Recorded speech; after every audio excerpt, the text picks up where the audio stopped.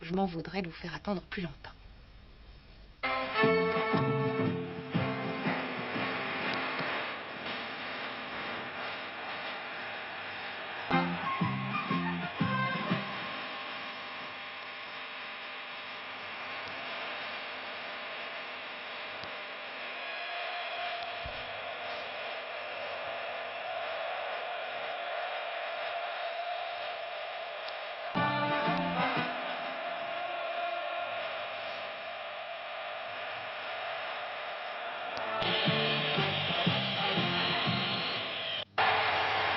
« 76e minute, c'était tout à l'heure au Parc des Princes. Pécou ouvrait la marque pour l'équipe de France sur un centre de Amis, son coéquipier de Nantes.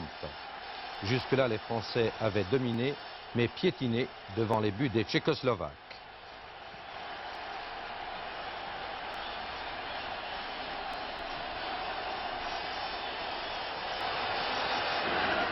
« 75e minute de jeu, un autre Nantais, Gilles Rampillon du pied gauche, battait une nouvelle fois le gardien tchécoslovaque. France 2, Tchécoslovaquie 0.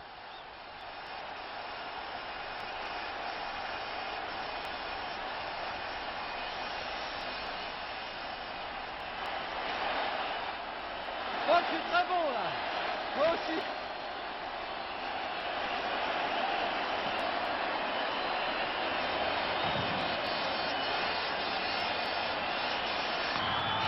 « 80e minute de jeu, c'est au tour des Tchécoslovaques, un centre de Stambacher et un but de Kozak du pied gauche, reprise de volée. 2-1 pour l'équipe de France, les Français ont réussi leur sortie. Bonsoir.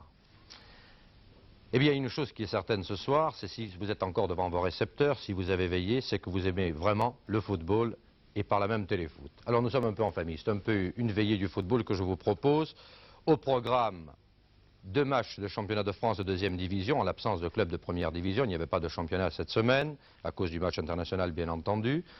Nous découvrirons un jeune espoir du football français, en l'occurrence Laurent Rousset, qui joue à Saint-Étienne. Nous verrons, début venu d'ailleurs, nous verrons la victoire des espoirs français contre les Tchécoslovaques, le score de 1-0. Nous découvrirons les échos d'Alain Jouin. Et puis, au cours de cette émission, nous nous rendrons au Parc des Princes pour vous faire pénétrer de plein pied dans les vestiaires, un endroit qui nous est familier, mais qui n'est pas pour vous. Et Georges Dominique en profitera pour avoir l'avis des joueurs français qui donc tout à l'heure, et vous l'avez sans doute vu sur Antenne 2, ont battu les Tchécoslovaques. Alors, je vous le disais, en l'absence de championnat de 1re division, il y avait une journée de 2e division qui était tronquée d'ailleurs. La plupart des clubs jouaient hier soir, quelques-uns mais très rares cet après-midi, et les autres joueront demain. Dans les matchs qui avaient lieu hier, nous avons choisi d'abord, dans le groupe A, un choc au sommet, en quelque sorte, puisque Rouen, qui est 4e au classement, recevait Rennes, le leader de ce groupe. Nous avions délégué pour ce match, où se jouait en somme la première place, Jean Rénal pour les commentaires et Jean Bradinas pour les images. C'était donc hier soir, à Rouen, ce choc au sommet du groupe A de la 2e division. Rouen qui joue à gauche en maillot rouge, Rennes a dû changer de maillot et joue en maillot blanc. Il y avait hier soir effectivement un double duel, Normandie-Bretagne, Guingamp-Le Havre et Rouen-Rennes. 2 régions qui aiment le football, qui ont un grand potentiel de spectateurs, mais qui n'arrivent pas pourtant à jouer les premiers rôles. Mais comme vous l'avez dit, Rennes est maintenant en tête du groupe A de 2e division et rencontre Rouen qui lui aussi est très bien classé. Et c'est Rouen qui attaque en début de match et obtient un corner qui va être tiré par Bocquet.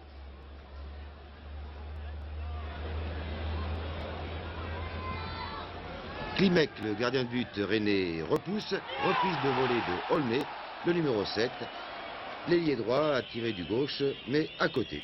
C'était la première occasion pour Rouen à la 9e minute de la rencontre. Les Rouennais qui vont faire le pressing en ce début de partie, qui là obtiennent un coup franc dans quelques instants, une faute ayant été commise sur Llorens. C'est Canchy, le numéro 10, qui va le tirer. Le voici, Canchy, un très bon milieu de terrain avec Llorens. Canchy pour l'Araignée, qui a joué à Reims, c'est un vieux briscard. Noto, l'avant-centre pour Aulnay. qui tire cette fois-ci du pied droit, c'est normal, c'est un ailier droit.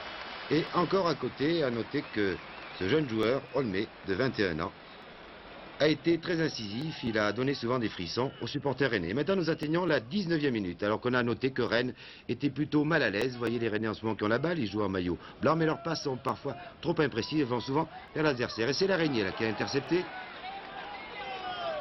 qui voit Bocquet démarquer sur l'aile gauche. Bocquet qui élimine son arrière Mastroianni, qui va centrer. Une tête de l'avant-centre Noto. Un tir de Drieux contré, enfin un tir de Canchi qui marque. Oui, cela s'est passé très vite, c'était un peu du billard. Rouen mène par 1-0. Et là, bien sûr, notre ralenti est très précieux pour que nous puissions suivre cette action. Voici donc un bel amorti de la poitrine de Bocquet, l'ailier gauche, sur cette passe de l'Araignée, qui ayant éliminé Mastroianni, l'arrière rennais, centre. Noto, l'avant-centre, qui a fait un très très bon match. Il est très accrocheur. Glisse la balle à Drieux qui tire. Et Klimek, qui n'a vraiment pas de chance là, a repoussé 2 fois la balle, mais finalement, Rouen a marqué. Rouen mène par 1-0. Rouen encore, qui attaque à nouveau, qui fait le pressing en ce début de rencontre. Toujours pour l'ailier droit Olmé. Noto, là, qui avait bien pivoté. Et heureusement que Klimek, le gardien rennais, était là pour contrôler cette balle. Mais vous avez vu comment Noto est bien effacé.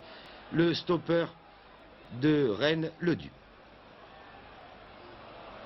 Nous attaquons maintenant la fin de la première période. C'est toujours Rouen donc, qui est à l'attaque. Et les Rennais qui contre-attaquent, qui tout de même voudraient justifier leur première place au classement de ce groupe A, alors qu'il y avait 5755 spectateurs hier soir au stade de Robert Diochon. A noter qu'à Rennes, il y a un joueur qui joue très bien au milieu de terrain, c'est lui qui a la balle en ce moment, Rampillon. C'est le frère de l'international nantais qui a marqué un but ce soir au Parc des Princes. Il y a aussi Barrault et Llorens qui jouaient milieu de terrain malgré son numéro 9, Llorens, l'ancien Lensois. Voilà, les Rennais qui attaquent aussi par nos cyborgs, Zlatarik, là, qui sentent en ce moment, Saliné, des joueurs connus puisqu'ils ont joué au Paris Saint-Germain, à Marseille ou bien même à Laval. Mais malgré ces efforts rennais, à la mi-temps, c'est Rouen qui mène par 1-0. Et nous attaquons tout de suite la deuxième période avec une attaque de Rennes. Un corner qui est concédé par Troussier, le numéro 4, donc le stopper, et qui va être tiré par Saliné.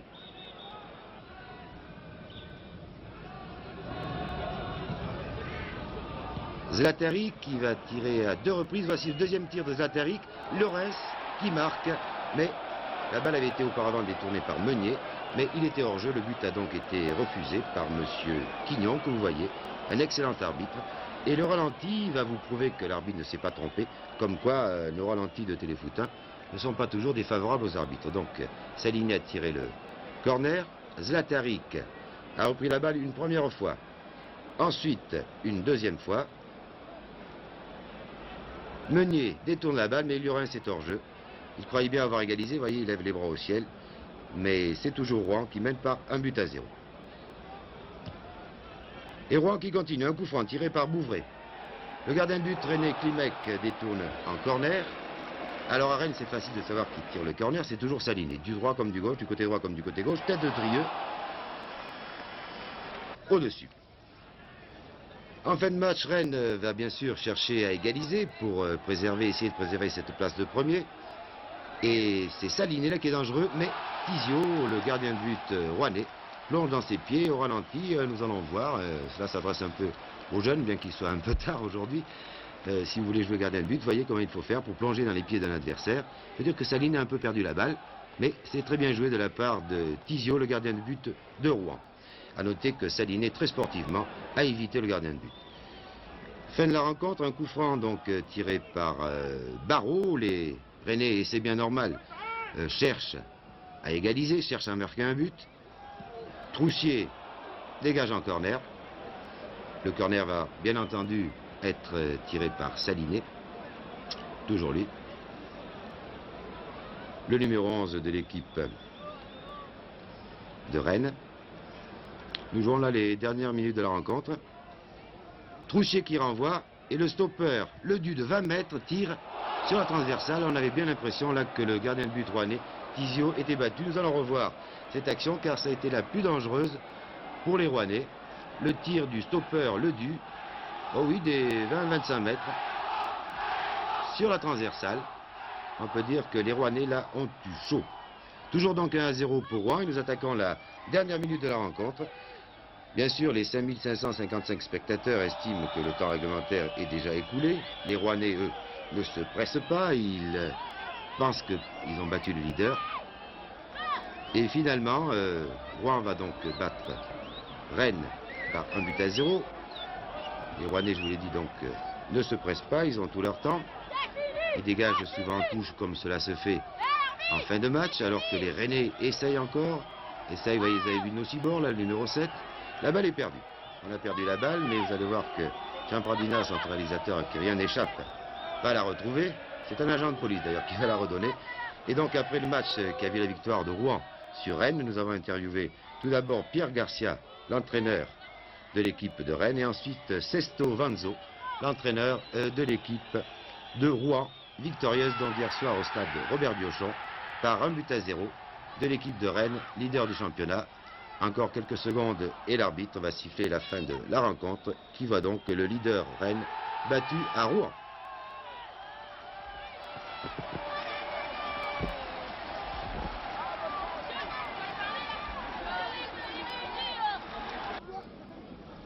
Alors tout d'abord, bien sûr, un entraîneur peut-être un petit peu déçu, Pierre Garcia, l'entraîneur de Rennes, car Rennes, qui était leader, a perdu 1-0 à Rouen. Oui, bien sûr, c'est toujours décevant de perdre, mais enfin, on est tombé sur une équipe de Rouen extrêmement motivée, qui a su nous attendre et jouer le contre, et ce but est venu sur contre, un véritable coup de poignard. Et je crois qu'aujourd'hui, devant un public tel et devant une telle équipe si motivée, il était très difficile de gagner. Mais enfin, on espérait en venant prendre au moins un point, sinon deux. On a joué le match normalement, on s'est livré. On a voulu essayer de s'imposer avec notre jeu, c'est peut-être notre tort. Il aurait peut-être fallu être beaucoup plus prudent et attendre un petit peu, mais enfin, c'est la loi du football. Pour Rennes, toujours, objectif la première division? Oui, disons que l'objectif de début de saison n'est pas entamé. Il était des 3 premières places, maintenant il est toujours dans les 3 premières places. Si on pouvait arriver premier, ce serait merveilleux pour le public de Rennes, qui est au moins aussi chaleureux que celui-là. Et finalement, on fera tout pour essayer d'arriver en tête. Eh bien, merci. On a bien sûr, l'entraîneur de Rouen, lui, est heureux, car avec une équipe constituée de très jeunes joueurs, puisque à part 2 joueurs qui ont 30 ans, la moyenne d'âge doit avoisiner les 21 ans, vous avez battu le leader. Oui, c'est très important pour nous, parce que, comme l'a dit Garcia, ce qui comptait aujourd'hui, c'est la motivation. Car je crois, à mon avis, que Rennes a une très belle équipe et qui pourrait terminer premier de ce championnat. C'est mon avis certain. Donc battre le leader, battre ce que vous considérez comme la meilleure équipe, c'est vraiment une très bonne performance. Car Rouen avait bien commencé et puis ensuite avait un peu faibli dans ce championnat. Certainement, on a fait un départ tonitruant avec 6 départs, 6 victoires. Ensuite, on a faibli par manque peut-être de quantité de joueurs. Mais de toute façon, ce qui est important, c'est de placer des jeunes pour les aguerrir et préparer peut-être l'avenir. Oui, car votre objectif, vous, c'est de terminer la 4e, 5e place et préparer l'avenir, bien sûr. Exactement. Si le championnat se déroule encore sur ce thème, on espère de terminer 3e, 4e avec ce succès ce soir. Ça nous fait plaisir, surtout que le public est venu nombreux et nous a encouragé tout le match. Ça, c'est important. Eh bien, merci. Dans le groupe B aussi, il y avait une rencontre intéressante. En réalité, Cannes, le 2e du classement, recevait Montpellier qui était 4e. On jouait là aussi en haut du tableau. Et puis il y avait une autre particularité, c'était la confrontation des 2 meilleures attaques de ce groupe. Alors normalement, il aurait dû avoir des buts. Nous allons voir ce qui s'est passé avec Didier Roustan pour les commentaires et Lucien Gavinet derrière les caméras. C'était à Cannes hier soir. Cannes-Montpellier était à n'en point douter le match vedette de cette 16e journée du groupe B. Cannes joue bien entendu avec ses traditionnels maillots rouge et blanc. Sur la gauche de votre écran, dans cette première mi-temps, un coup franc tiré par Loubet et une bonne reprise de Claude Arribas, bien arrêté par Malabave. En fait, cette phase de jeu reflète assez mal ces 10 premières minutes, car il faut bien dire que c'est Montpellier qui fait l'essentiel du jeu pour l'instant, avec notamment Michel Mézy, excellent au poste de libéraux, toujours très bon dans la relance, comme ici, extérieur du pied gauche pour Gasset, démarqué, centre de Gasset, tête de Desplanches, Arribas renvoie comme il peut, mais cela ne va pas très loin. Et finalement, le ballon est toujours bleu avec une remise de Pasqualetti pour Durand, qui est contré au tout dernier moment par l'arrière gauche local, Freddy Goffin.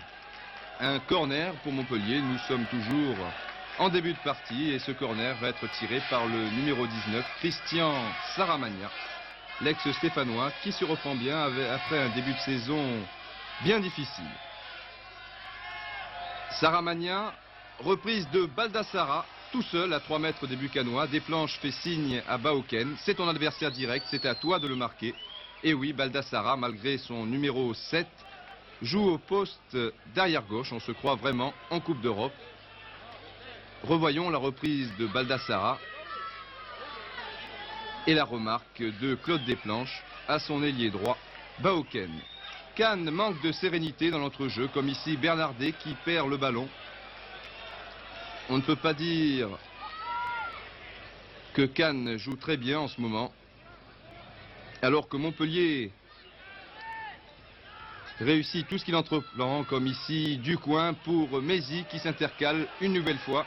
Cette fois, il tente sa chance du pied gauche, un très bon réflexe de Michel Dussoiré.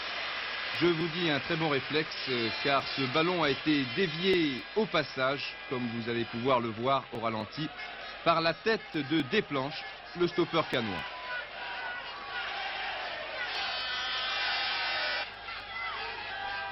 Le corner est bien entendu tiré par Saramagna, tête de Desplanches et une faute de Ouattara sur Trivino. Un match très heurté tout au long de cette première mi-temps. Et Monsieur Vigliani, l'arbitre Monsieur Vigliani, appelle les deux capitaines, Mézy pour Montpellier, Loubet pour Cannes. Messieurs, je sais que ce match est très important, mais tout de même, gardez votre sang-froid, car sinon, je vais sortir le carton jaune. Il y aura d'ailleurs 2 cartons jaunes dans cette première mi-temps, 2 pour Montpellier, à la 37e minute pour l'avant-centre Vergne, et 5 minutes plus tard pour le stopper Ouattara. Toujours Montpellier avec Agostini pour Pasqualetti.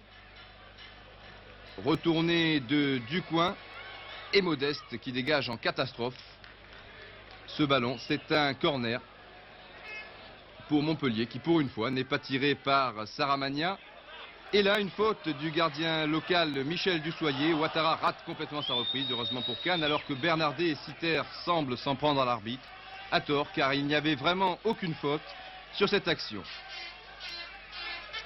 Saramagna résiste à Fuchs. Contre favorable pour Gasset aux dépens de Loubet. Un petit pont cette fois aux dépens de Fuchs. Saramagna pour Pasqualetti, vraiment très bien joué. Et une nouvelle fois Michel Dussoyer à la parade sur un très bon tir de José Pasqualetti. Les dirigeants de Montpellier ont vu juste lorsqu'ils ont fait venir à l'intersaison l'ex-meneur de jeu d'Alès, José Pasqualetti. Corner tiré par Saramagna, Agostini. Dégagement d'Aribas, Trivino, Goffin, Loubet, très bien joué pour Citer en position de débordement, mais l'ailier gauche de l'AS Cannes rate complètement son centre. Et sur la contre-attaque, c'est Montpellier qui va se montrer une nouvelle fois très dangereux. On remonte très vite le terrain côté montpelliérain avec toujours bien entendu Michel Mézy et son pied gauche qui lance là-bas Ducoing. Et sur ce centre, Desplanches est obligé d'intervenir sur Jacques Vergne. Un très bon tacle de Desplanches qui a pris le plus souvent le dessus sur Vergne, qui est pourtant le meilleur buteur de cette 2e division. Et c'est sur ce score de 0-0 que les 22 acteurs regagneront les vestiaires. On ne désespère pourtant pas côté public.